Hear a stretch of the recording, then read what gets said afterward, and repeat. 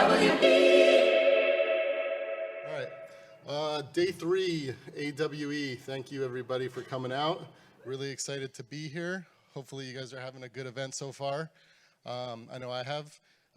Jonathan Klein, I'm the founder of PropTech Consulting.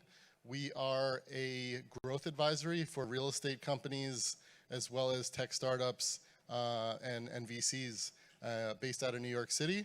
And I have a background in media marketing, emerging tech, as well as virtual reality. And I've been coming to AWE for a few years now, and it continues to amaze me with the community, the turnout, as the themes and topics become more mainstream. And so always want to give you guys credit first and foremost for being part of the community and helping us get to where we all want to go. And with that, there's a little bit of housekeeping that we want to get out of the way, just in case. And that would be make sure that anybody that wants to join the live stream, there's a AWE Live. You can download the app and use it from the mobile site. Also, the expo hall is going to be open today, so definitely check out some of the demos that are happening. There's also the Niantic Lounge that's going to be open all day. That's in the Great American Ballroom and Foyer. You could also visit the Snap Lounge all day. Chairs are super comfy over there. And then there's a wrap-up and Best in Show Awards at 3:45 to 4:15, and that's in the Mission City Ballroom. There will also be food in the hotel. If you want to grab a bite, make sure you tag all of your favorite people and companies AWE 2023 to support all the wonderful speakers and companies participating. There will be recordings of everything online, so definitely check that out afterwards. The Wi-Fi, actually just got asked somebody, it's AWE_Wi-Fi is the network, and the password is find AWE, all lowercase, no space. So Wi-Fi, really important. And of course, last but not least, can't forget to thank the amazing AWE team, all of the gold sponsors for their support, Ant Reality, Arbor XR, HoloLight, Lenovo, Sightful, Zapper, and then a big thank you to also the titanium sponsors, Magic Leap, Niantic, Qualcomm, Snap AR, and XReal. And so with that, shifting over to our agenda today, the topic, the theme all day here is going to be on AI and virtual beings, and I think we all know that the human element is essential for the growth of this category, and so I'm excited to hear what all the different panels have to say, and starting with the social nature. You know, that being the theme to sort of set the tone for the rest of the industry and all the different applications. But in terms of the experts on that subject, they'll be talking about avatars and environments, as well as self-expression from social VR to cross-reality experiences. And moderating that panel, who will introduce the rest of the cast, is Rebecca Evans from Dimension Adventures. And let's give her a warm welcome. Okay, who here wants to guess? I'm going to do a bad impression of an avatar walk from a popular platform.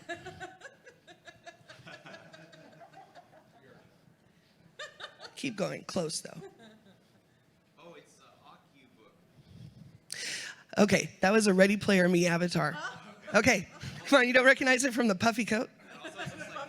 Now, what's funny to me is in order to look like myself, I would kind of have to put on a puffy coat avatar because there aren't really any avatars that are my size. So what looks stupider, I say to myself? Well, this whole week, you might have seen me walking around in wigs, like I'm wearing now. You might have seen me walking around in these weird slippers as I merged throughout the week, entering from the verse place into this space as an avatar, because that's what we're doing, right? We are all in this space now where we're using avatars in social virtual reality, all these other places.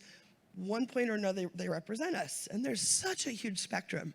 So if today I said, who's feeling like the most human? Who's feeling the most human versus the most unhuman? So human, okay, we got some, okay. Now cyborg android, okay, thank you, cyborgs, androids, we appreciate your contributions. Thank you, cyborg android right here, she's gonna, yeah. And then who, okay, now does anybody, now I heard of VR chat. So here, this is for you. Oh, he says no, okay. Well, so I got it at Target. I mean, this is a Halloween costume, so I couldn't be a furry. But we're scared, right? Oh, God, I wanna. Well, that's the thing. For some people, that's the best way for them to express themselves. So this panel I came up with because in early this year, some of you might know the platform called AltSpace. So AltSpace is now gone. I lost everything. Boo. Indeed. Boo. Now, there's a great opportunity, of course, for people to create new art, to move to other platforms. You have Rec Room. They just had a huge avatar update. VR Chat now has a creator economy that they're starting. So there's a lot of great stuff coming ahead. And so we're going to talk about a couple of those things today with this amazing panel. I have first here Stephanie Riggs, CEO of Odeon Theatrical. Then I got a hold of Oogie Han. Oogie's team is at StanfordVR, and they just completed an amazing research that is it's a cross-longitudinal research of avatars in the environments, right, that they're part of. Dulce, advisors are, oh, well, actually, what's your name at the moment? Yeah, Dulce Bayerga. Oh, at the moment, Dulce 303, of course. Yeah, Dulce 303, appearing as her avatar. And so, so this is me, and so yeah, this is what I was kind of going through the past 3 months. And I made it really personal. I know it's a personal story. But like this, I saw this picture on the left. That's kind of how I felt. Because the avatar in AltSpace, I liked. I felt like it. I could walk up to people. I felt like me. Did not look like me, but close, but fine, right? It worked. For whatever reason, that thing worked for me. Well, now I don't know. There's a rainbow soft serve. So I could be an inanimate object that looks like something funny, doesn't it? I could be like a static bear. I could be an AltSpace character, that's someone else's. But we go into VR chat as the AltSpace characters. So how amazing that that platform has moved on, and because people are so tied to those avatars. And guess what? Look at that avatar in the upper right. There's no arms, there's no legs. Doesn't matter. Plenty of presence with just hands. So for me, I'd rather have hands and a face and shoulders and a torso that makes sense than rando legs. That's just me. Everyone's a little different. We got a lot of options down here, from slime to furry to cosmic. So those of you who've been in VR chat know that there's a whole bunch of different things. And I just was thinking that the social virtual reality really is the spectrum of what we're all doing in VR. So even though there's this category of apps, there's VR chat, there's maybe even Roblox, all kinds of things, we really use them for all kinds of uses. And so I think when we're getting to the avatar and how you're going to represent yourself, to me, I went through the crazy idiocy of going, but that's how I feel now. Because now I go into maybe a professional thing in VR chat, I don't know what to wear. And then the last bit is self-expression in VR. I think that there's just a lot of amazing opportunity that we have, building on research and building on the backgrounds to really just explore ourselves. I think that can be a good thing. So within, the limits that are reasonable, I just want to leave that now to our panel. So here's Stephanie Riggs. And yeah, I'm so glad to have you here. Come on up. Thank you. Can I grab the? Yes, thank you. And the bunny too? No, just kidding. Hi everyone, I'm Stephanie Riggs. I come from the avatar space, or into the avatar space, slightly adjacent to an embodied perspective, and a lot of times I'm working with them in a theatrical sense. If you're familiar, or if you've ever attended any live theater in VR, a lot of times audiences will come in and don avatars so you know who's a performer versus who's an audience member. I've also used it in different contexts. But I've also seen the growth of avatars and how we express ourselves over several decades of interacting and working in VR. And I wanted to back out a little bit before we dive in deep and just kind of look at it through the lens of the evolution of embodiment, right? Where it started out, if you were on, AOL and chatting, you would have your social signals indicating what you felt like. But, these were ones that you could click on and insert into chats. And then evolving it into things where, it's more disposable. It's not necessarily you, but you can swap them in and out. You can swap in and out of digital skins, and then kind of evolving into more of a functional form of identity, like what Rebecca was talking about, and how that represents you, and then going even further into it being an expression, maybe not an exact replica of where you are, but an expression of how you feel or how you want people to see you. And then I think what we're also going to see as we look and keep moving forward down the line with avatars is it as an extension of us, meaning avatars that function without our direct involvement, without our direct interactions, and we can send it off to go on missions via AI and come back, and they'll report back to us with different kinds of adventures that they've been on.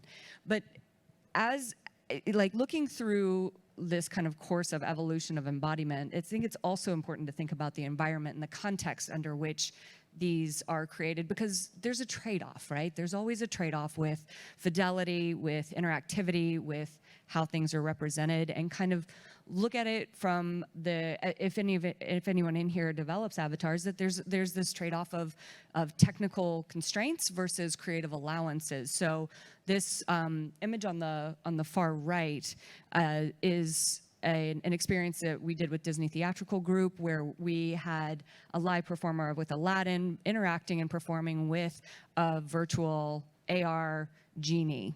And so in this way, we also had a live performer that was a genie, and they would swap back and forth. And we chose to skin the genie with the color of the skin of the live actor. So he's not a blue genie.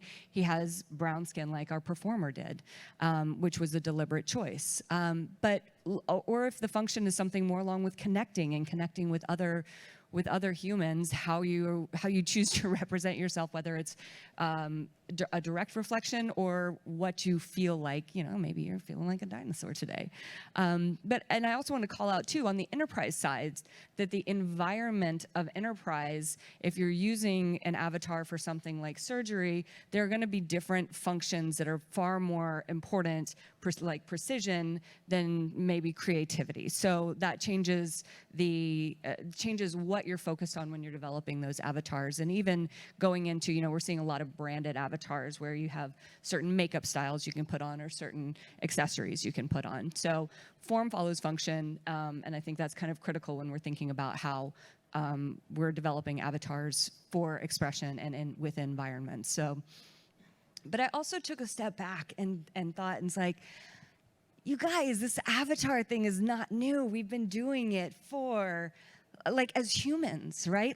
We have alter egos. We have ways that we face the world. We have ways that we protect ourselves and create boundaries. My son loves basketball and is big into Kobe Bryant. And, we talk about Black Mamba, right? And this alter ego that he has that allows him to be who he needs to be on the court outside of his personal life. And how those extensions often are not reflections of ourselves, but empower us to be something that we can't be, which I think is incredibly powerful outside of the environment in which they're functioning in. So that's kind of stepping back and looking at a high level from my perspective of how all of this comes together. But Ugi's done some amazing research, and I'd love to hand it off to her. All right, thank you so much for all that insight. And I also wanted to thank Rebecca again for inviting me to speak on this panel. So I'm Ugi. I'm a PhD student researching social VR and avatars at Stanford. And I can't multitask. But yeah, this is me. This is my picture back when I was cool and I had an eyebrow piercing. I don't have that anymore. But yeah. Is your avatar? Oh yeah, actually my Snapchat avatar still has the eyebrow piercing. But yeah, so I'll kind of shed light into sort of what's been going on in the research side of things. So in our lab, we study a lot about how people behave psychologically and also our behavioral changes when we embody avatars, when we're put into avatars or bodies that don't resemble ourselves or are enhanced in certain ways. So I know everyone here, or a lot of people here, are already experts on avatars. So they know what they're about. But avatars are basically important because they provide a visual means of a communication partner. And what's unique about VR is that we can also embody these avatars. So we're not just represented by them in a 2D sense, but we actually go inside their body and we feel present in their body. And we can also move around our arms, and we can give other people cues about what we want to do. So we can wave our hands, we can touch other people, and those type of cues are what make, I think, these interactions in VR incredibly valuable. And what's interesting about these social VR platforms is that there is a balance between how we should, or there's a lot of consideration that should go into how we should design avatars. So Rec Room has a very cartoonish avatar. Second Life has a more anthropomorphic avatar. So I think the question we get quite a lot as researchers is what's, I think, the best way to represent ourselves in these virtual worlds. Is it better to be more photorealistic? Is it better to be cartoonish? And obviously some platforms are limited by design choices, interoperability. So there's this sort of like balance that needs to be made in terms of what's capable technologically, but also what we can do for the users themselves, that allows them to express themselves, that allows them to communicate with one another in a meaningful way. So in our lab, we study a lot of those things about, hey, if we transform how this person looks like or what their avatar looks like, how does that influence their psychology? How does that influence the way they move, how close they stand to one another, and things like that. So we ran this study where we sent 200 people, 200 students, a MetaQuest 2 headset. And it's a large amount of students. Our lab manager was cleaning headsets a lot. But we sent these students headsets, and every week we asked them to go inside VR in this platform called Engage. And we manipulated two things. So I'll talk about the first one first. The first thing we manipulated was the avatar appearance. So there's this theory, or there's this framework in research called transformed social interaction. And this is the idea that these VR systems or any technological system has the power to augment or filter or enhance interactions by manipulating certain things. So for example, one thing might be, I might slightly change where your eyes are looking at so I can make you feel, the other person feel like I'm actually making eye contact with you. Or you can inject moments of synchrony so that I feel like the other person is mimicking my movements and makes me feel closer to them. And this is really important for things like creating community or making people feel connected. So this framework argues that by injecting certain things that might not have existed, we are able to manipulate the type of interactions that take place. And one thing we were really interested in looking at was what happens if we reduce the number of cues that exist within avatars. So obviously in certain avatars, you might only be able to manipulate things like your skin complexion and what kind of hair you have. Whereas in other platforms, you can change like what kind of clothes I'm wearing, or what my eye shape is, or what my age might be, how many wrinkles I have. And depending on the cues that are available, you develop these stereotypes or these perceptions based on the other person. So for example, if the only thing I can see is your skin color, I will make a lot of assumptions about you solely based on that. But if I increase the number of cues that are available, I can increase or I can change the impression that I have of you. So one thing we did was we had people either in their group wear these avatars that were uniform. So they were identical. They were all bald. They were all gray-skinned. They were all quote-unquote gender neutral, or as close to gender neutral as they could be. So we were trying to take away any biases that might have existed within these avatars. And on the other hand, we also allowed students to wear an avatar that felt like themselves, felt or looked like themselves. And we wanted to see if there were any changes that occurred from this visual change. And what we did find was that when interacting in these groups, people felt more present in their body. They felt like the world was more realistic. They felt that the experience was more realistic when they were inside these self-avatars. But interestingly, when they were wearing the uniform avatars, when they looked identical, they had a more fun time. So they enjoyed their experience a lot more. So from that, we kind of took away this idea that depending on the purpose of the platform, that should inform how you should design the avatar interface. So yeah, so that was one of the conclusions that we made. And the second thing I wanted to talk about was environmental context. So every day we go out, sometimes we stay in our rooms, sometimes we go inside coffee shops, and we want to hang out with certain people even if we don't really know who they are. And research in the past has shown that depending on what type of environment you're in, you have certain levels of extroversion, or you feel a certain way, you feel connected with other people, you feel restored by the environment. That is why we go out to seek things like nature, or we have these pictures of like nature landscapes on places like hospital rooms. It's for the psychological well-being of people. So environmental context is another really important cue. And the great thing about VR is that space is free, and you can design space however you want to. And there's a great study by McV Schultz and their colleagues, and they basically studied how industries design their social VR spaces. And they found that a lot of these spaces were intentionally designed to promote social interaction. So an example would be changing the table shape so that it's not a square table, but a circular table to make people feel like they're closer to one another, or modifying how much distance they can teleport so that you're not invading someone's personal space. So we make these intentional, design changes to enhance social interaction. And one of them is by changing the type of context or environmental context in which these interactions take place.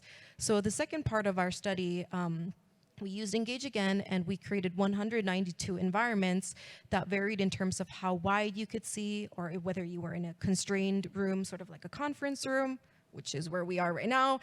If you think about like having a conference in a concert stadium or outside in nature, the vibe will be very different. So that's something that we were interested in. We also changed whether they were outdoors or indoors, so whether they were surrounded by trees, by bodies of water, or whether they were sort of like, surrounded by books and furniture.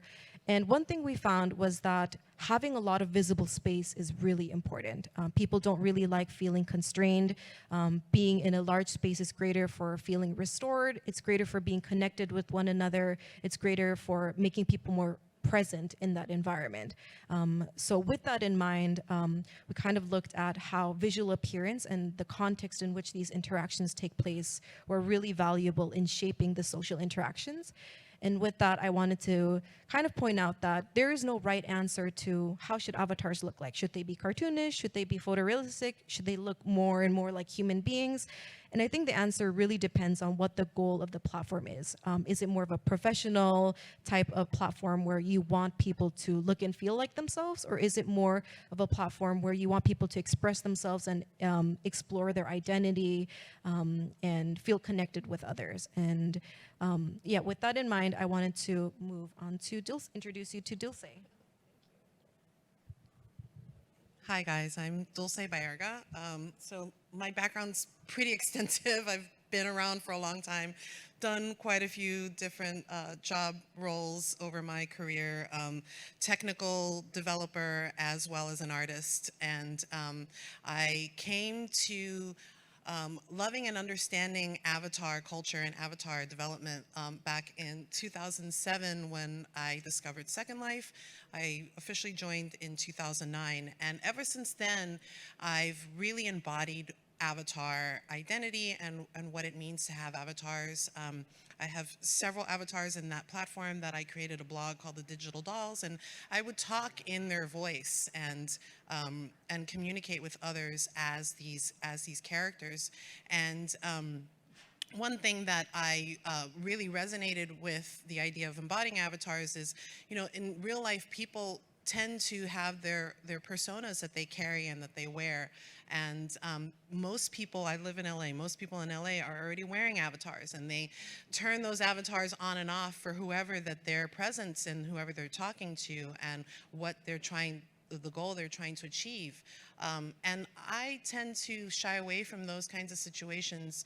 I don't like LA too much because of that. I prefer Silicon Valley because there's way more genuine people in the Bay Area than there are down in Southern California. I don't mean to piss anybody off in LA or not, but I mean, it's just my personal vision of, you know, our view of the community down there. But, you know, that goes to with Hollywood and being an actor and having to have a persona and, you know, trying to land that gig. And it's not something I necessarily resonated with, but having an avatar and being able to express myself through the avatar was liberating, extremely liberating. For many reasons, it was very liberating. Being a mother with children and being limited and not being able to go and experience life outdoors for many years, platforms like Second Life and others have really helped me stay connected with community, stay connected with people, enjoy things that I really love in real life that I can't afford to do, like fashion. I can't afford to go out and buy a bunch of things, so I would doll up my avatars and work with my needs in that way. So setting up avatars has been something that I've really dove deep into, and I've started to develop different pipelines on creating interoperable avatars. And interoperability to me is very important because when you do embody an avatar like Rebecca embodying her alt space avatar, and you become very personal with that avatar, it's like an extension of you. It's like a brother, it's like a sister, and when you lose it, you mourn that loss because you have loved, you've fallen in love with this. It's become an extension.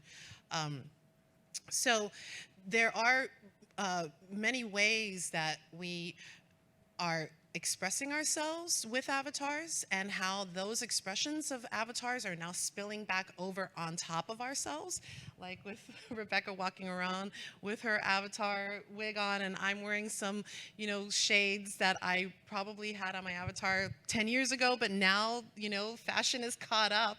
And what's interesting about that is how the internet is now spilling over onto real life, and it's now created this terminology called nostalgia.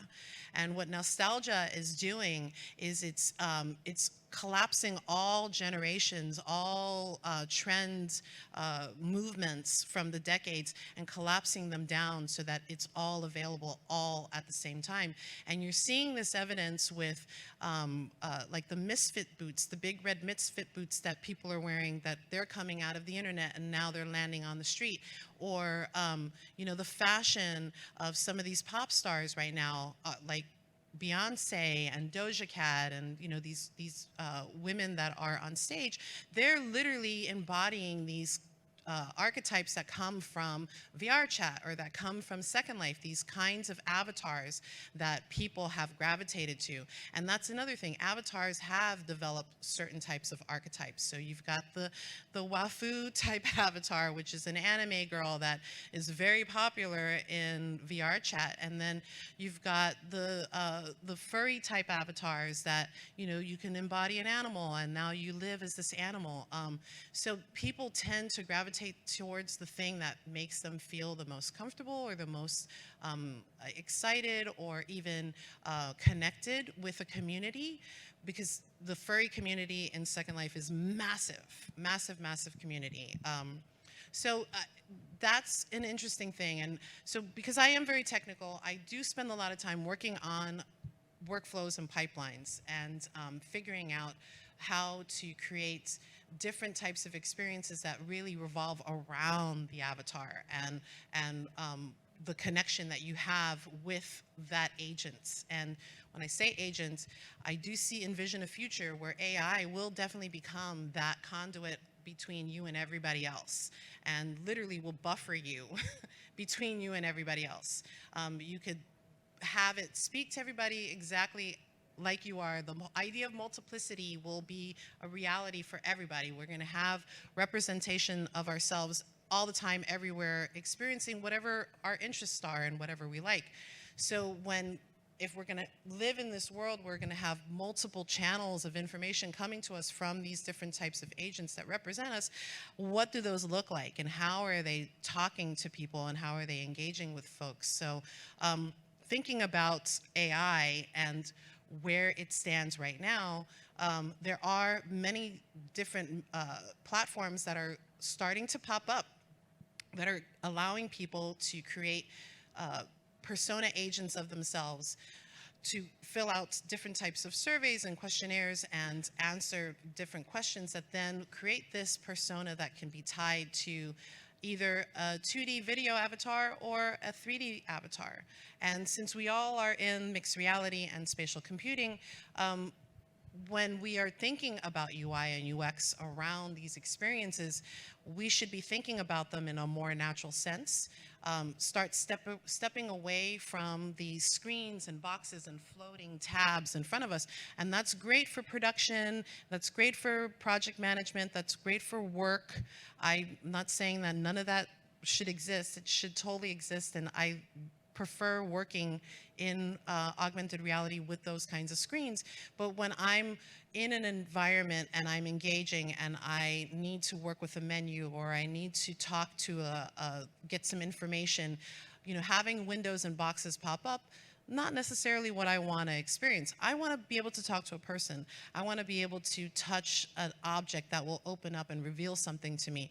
And if I am talking to the person, I want them to be able to really give me the breadth of everything that I'm asking for in a way that is going to enhance my experience and make my experience feel more rooted in reality, and make me remember that experience or retrieve that experience in a way that I remember it as if I really did experience it. And that's what we're all trying to achieve here in mixed reality. So one vision that I'm working on right now, and a pipeline that I'm figuring out, is using your .eth as your persona domain, where you go to your .eth in a browser in your mixed reality headset, and instead of a browser popping up, you have a hologram of an avatar person talking to you. And that avatar person is something that can give you any kind of information that you're looking for, and in a very contextual way, with examples and real things. And hopefully next year, when we come and talk about this stuff, we're actually utilizing mixed reality to talk about that, and everybody's wearing glasses and you can see us as our avatars, so it's getting to that point where we're going to really be walking in rooms and represented exactly the way we envision ourselves to be represented to others, and turn on whatever look we want for whatever we want. I mean, Yugi mentioning about the environment, when we're talking about interoperability, having that same avatar go into an environment that understands that this setting has to look a certain way and the people have to be dressed a certain way, so the environment skins you such as soon as you enter in. You enter in and now you're skinned like this environment. That, to me, I think would be amazing, where environments are so smart that they understand how to cast and skin on top of these avatars once you enter in. And that's actually going to happen in real life too. So we're here all at AWE, and in some situations we're going to have to wear suits and look fancy and spiffy, and I can still be in my pajamas and have you guys all see me in that way. And in fact, that's what I do on my Zoom calls already. I turn on my Snapchat filter and I have full makeup on, and in some situations I can put, things over my head so I don't have to worry about having a bad hair day, and I look professional, and people are none the wiser. They have no idea that I'm using a filter until I let them know, or they see something glitch and they're like, what was that? It's a filter. Yeah. So being an avatar, embodying a digital twin, and having that connection and those proxies is something that we're all going to be having. And I think as technologists and as mixed reality developers, we really need to be thinking about how do those experiences affect us as humans? How does it enhance us as humans? And how do we impart some of our humanity into these experiences as well, so that we are comfortable having them, that we feel connected to them, and that we have agency over them. So. Thank you so much. I'll say that was amazing. And I feel like of us up here on the panel, I think we really do have that sense of, sure, there's a split of a virtual world and a physical space, but we're crossing those things all the time. In the interactive theater works that I do, the audience is always part of the story. Not only the audience that is there in the headset with the actors, but also the audience that might be watching on the live stream. They might get cues to then join into that space and actually change the story of the people that are in the show. They might unlock new characters, new avatars, new storylines. And I do that specifically because I want people to think about, ways to connect. And maybe it doesn't always make sense, right? Sometimes I'm just doing it for that, but it's wonderful to see people who then were able to take advantage of that and then see the impact that it had in the show. We're literally, one of the shows was about showing people what would it be like to be a barnacle.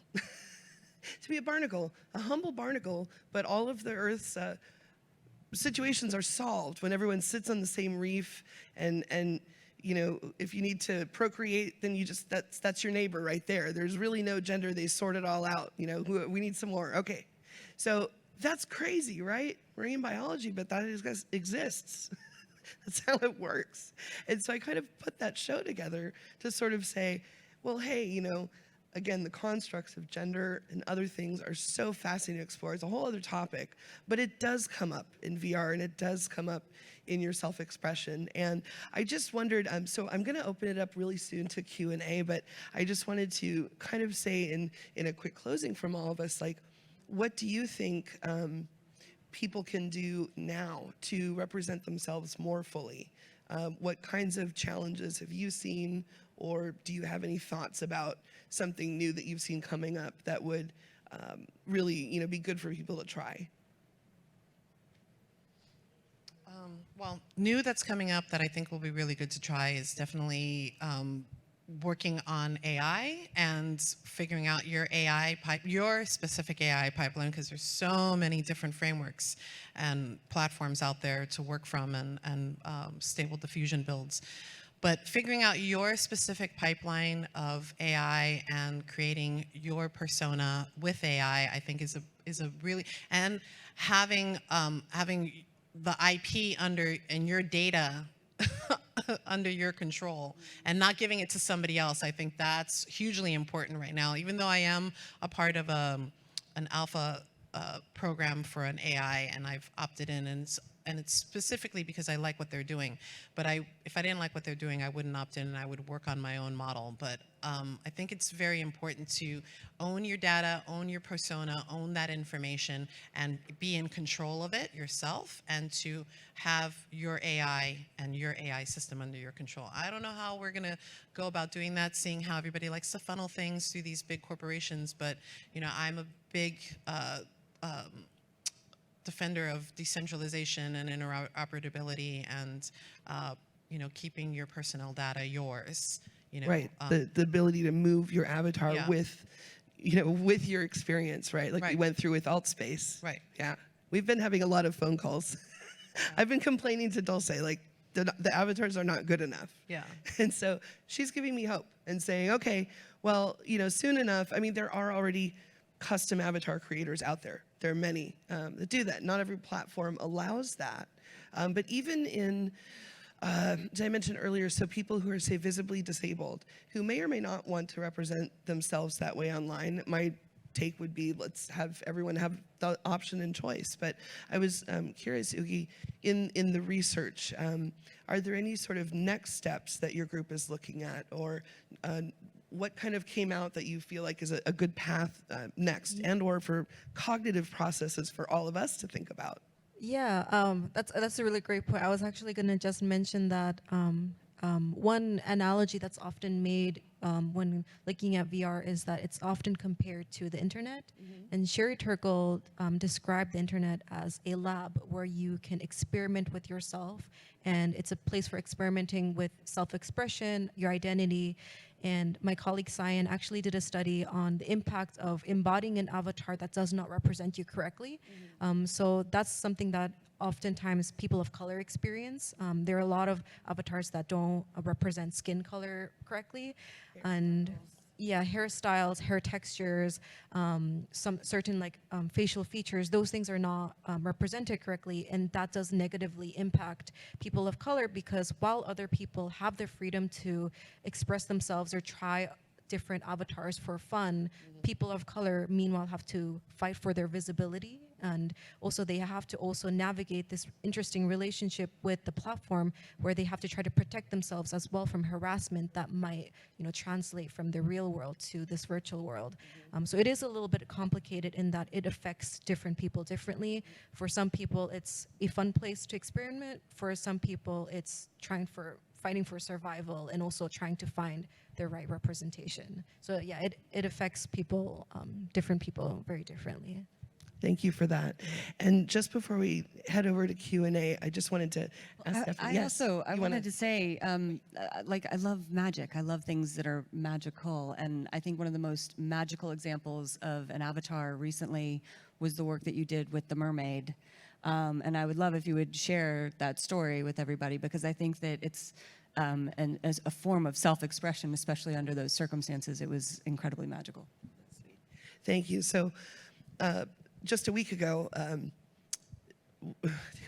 time flies. It's been a crazy week. So I saw on Twitter a woman named Rebecca Gill from the UK, London area, and she runs a center for, any age, but focused on children with sensory issues. So they'll have the sensory room with the different wall textures and other kind of calm lighting, things that different kids and people might need to have a nice experience. And so a family came to her just like last week and said, our daughter is barely going to make her 4th birthday. She probably won't. She's got about 2 weeks left.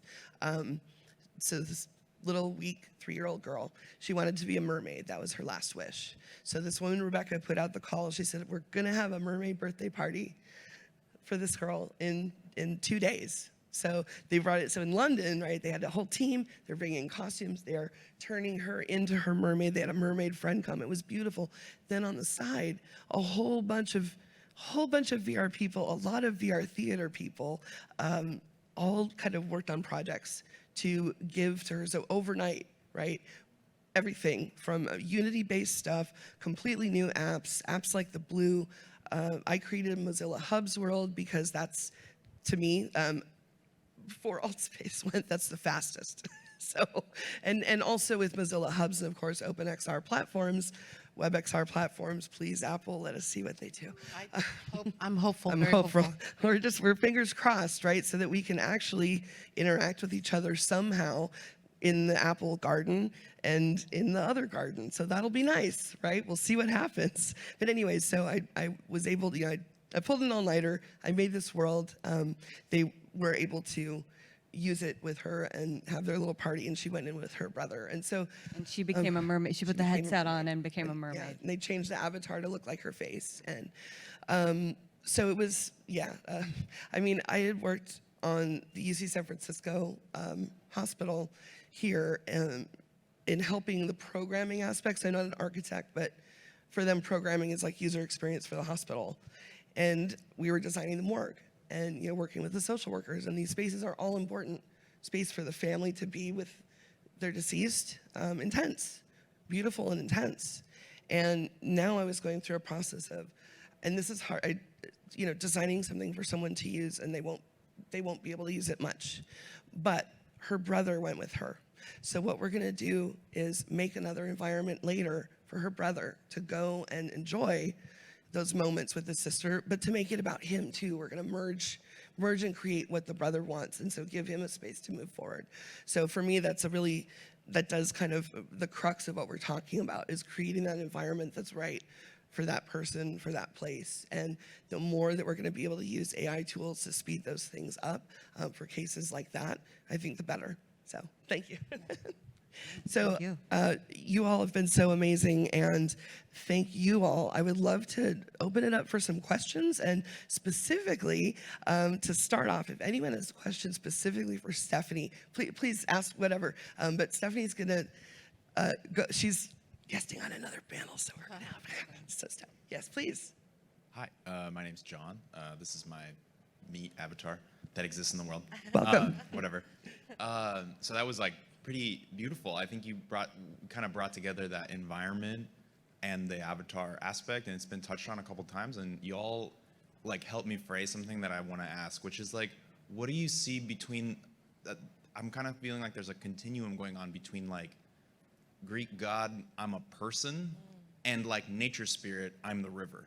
So I hear a lot of talk about avatars as embodied aspect, but I also want to know like, what are some of your thoughts about like being the environment, interacting with the environment as the character, right? So like, that's why I came up with this idea of like Greek god versus nature spirit as a shorthand. So yeah, I'm curious.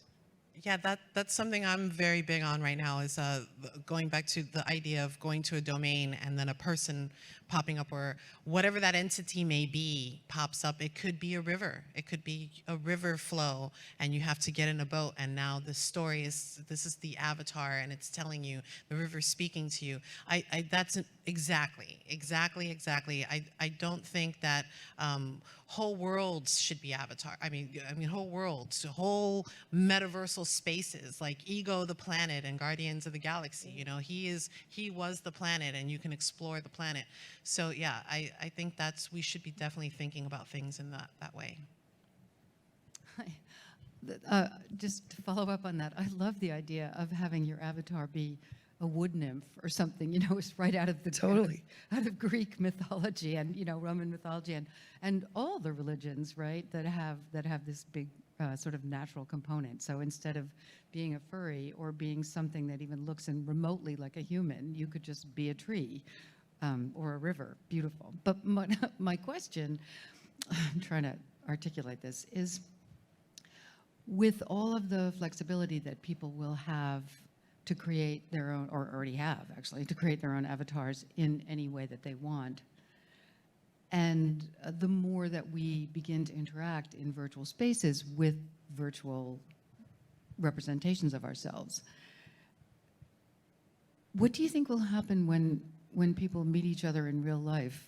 You know, because just being here, and every time I go to a conference, it's like, wow, it's so great to be together in physical space and see each other really who we are.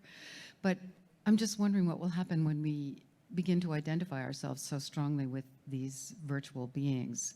And then when we meet each other in real life, are we going to be like disappointed? You know, just what do you guys think about that? Or you I have girls? I have experience with that. I mean, yeah, can I answer? So I've Second Life almost 13 years now, and I've made friends in Second Life and only knew them as their avatar and only communicated with them as their avatar. And then when I've met them in real life, I greeted them with their avatar name. And we call each other by our avatar names. Mine is Candy. She would call me Candy all the time. And hers is, she's Bridget in real life, and her avatar is Britty, so I call her Britty. And yeah, and even though her avatar doesn't look like her, I still, like, I see her and the avatar at the same time. It's weird. You know, like with Rebecca right now, when I look at Rebecca, I do see her alt space avatar along with Like Rebecca. in triple. Yeah. Yeah, it was Yeah. triple, Yeah. Yeah. Thanks, everyone. Apologies. Thank you so much, Stephanie, for being here. Yeah. And Stephanie, also, just so you know, Stephanie is also available online, and I've got our Twitter handles on the next slide. So pleasure to have you here, absolutely. And well, maybe we'll just have to go to her panel next. It's an AR lightning round. So, sir, what's your name? What can we do for you? Hi, Dr. Andy Clayton for the Air Force. I'm the Director of Immersive Learning at Air University at Maxwell Air Force Base. So maybe more directed to Ms. Han on your research. So I teach and engage alt space. At the time, where else are we going? Yeah, engage, spatial, rec room, all of those. And we teach avatar embodiment with our students. And the one thing I do is I take them to the engage. Interesting in your study, some of the platforms or environments in engage, like the tropical islands, when you walk from the sand into the ocean or into the water, it automatically changes your clothes and puts on a bathing suit. And so my question is around the choice of agency or agency taking away from you, similar to like the VR game Rust, where it doesn't give you, it chooses for you your identity, your gender, and stuff like that. As you go into the game, you can't change it. So my question is around, if you looked at the study or in your studies around agency, whether in Engage, where it takes it away from you, or in others where it is formed to function, where agency is taken away for a purpose. Just interested in the concept of agency when it comes to this concept of our self-representation, where it's taken away from you, where it's given to you. Thank you. Yeah, I get what you mean by you suddenly wear a swimsuit when you walk into the beach, because there were some environments we avoided, like Mars, you automatically become an astronaut. And we didn't really like that just because it took away from the visual cues. Everyone looked like astronauts and you couldn't see like their eyes, you couldn't really see their skin color or their hair. So we did avoid certain environments to prevent that from happening. We didn't want that agency aspect to be taken away. Our lab does do research on agency on different aspects. So being able to design your own avatar. We also do embodiment agency. So whether you're able to move around your arms and have that actually show. And oftentimes it's better to have agency rather than not. So not being able to move your hand and have the other person see your visual and behavioral cues has a negative effect on communication and social interaction. So our lab does do things like that, and there are different degrees to which you can give someone agency. It can be visual agency, it can be behavioral agency as well, and also, yeah, different things like that. So yeah, our lab does do stuff like that, and I'm happy to also talk more about it for your specific case scenario. Yeah, thank you for your question. And I just wanted to add also with agency, one thing that we did in our VR show where I knew I was going to turn people into barnacles and ugly things and not beautiful mermaids like they were promised in the reality show they thought they were joining, right? So we actually had colored vests, like life vests for everyone to choose. So when you show up in the lobby, if you put on a black vest, it means, hey, I'm here to have a good time. Like, you know, talk to me, I'm an audience member. And if they put on an orange vest, it meant pretend this person's a ghost, right? And so I did a whole show where I had 8 people in orange vests, don't talk to me, but they were standing right in front of me. So I had to like kind of not, but see that's what happens, right? People, you give them a choice, but then all of a sudden, they realize like, oh yeah, I do kind of want to be involved. So it's this permission play, and so in VR theater, that's why everything's like improv all the time. So hello. Hi. Really love all that you're sharing, Caitlin Krause. I'm building off Dr. Clayton's question and just wondering, it came to my mind, have you ever come across, I think Jessica Brilhart's research showed when you come into VR, sometimes the first thing you think is, who am I? And then it's, well, where am I and why am I here? Have you ever had avatars where they're co-sensing and they're not an individual, but they're part of a system? Because I'm just curious about that. You know, we're isolated human meat bags, but we could be part of a different kind of creature. Mycelial network. Yes. Yes. And then the second kind of building part is just to hear from each of you what you're most looking forward to, or if you had a wish for the future, you know, something that's your wish. Thanks. You know, that's a really, it goes back to the ego, the planet concept that I was talking about earlier, where, you know, each tree and each leaf and each flower could actually be something, or a story, or tell some story, or give some information, and potentially it could be multiplayer, and you can have multiple people, like literal family tree, you know, and you know, the entire family tree, each branch is a persona, you know, that I think would be really cool, you know, come up with a system of a literal family tree. Yeah, I think that's moving forward, we should be thinking UI, UX around mixed reality when you enter into spaces, and how that ties to the environment that you really are in. where do these personas start mapping in? Where do they pop in? How do we tie it to people that we know that we're comfortable with, or people that we don't know, or characters that we're trying to learn from, you know, and how do they interact with your real environment as well, you know? So if you're telling a story about a famous artist who had a certain type of tic that he would do, you know, like how do you illustrate that in the environment that your real environment? Where does he run to? What are the cues that force him or push him to do certain things? I think that's all. We all have to think about those moving forward, because we're going to be wearing these glasses all the time, and we're going to be able to just see the world how we want to see it. Or, and then as far as agency, I think we solve that just by opt-in.